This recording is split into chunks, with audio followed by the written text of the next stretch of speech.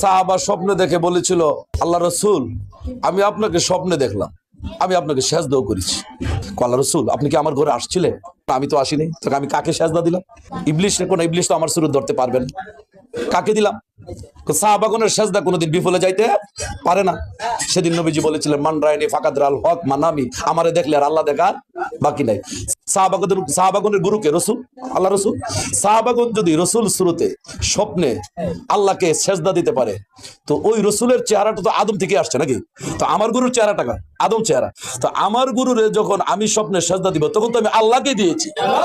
সুতরাং ওই যার যার রসুল তার তার গুরু, সেই রসুলের হাত আল্লাহর হাত, রসুলের চেহারা আল্লাহর চেহারা, রসুলের ভিতরে আছে আল্লাহ, অল ফিটনেস বডি অফ আল্লাহ। সেই সুরতের উপর বিশ্বাস করে সাজদা ভক্তি দিয়ে আমি আমার গুরুর কাছ থেকে, আমার বড় ভাই রাকিবুল ভাই বলছিলেন, কি পাইলাম? আগো কি পাইলাম গো? দেহের ভিতরে ইবলিশ গজ গজ করতেছে, রসুল পাওয়ার পর ইবলিশ চলে গেছে, এর সাথে বড় কিছু দর নাই।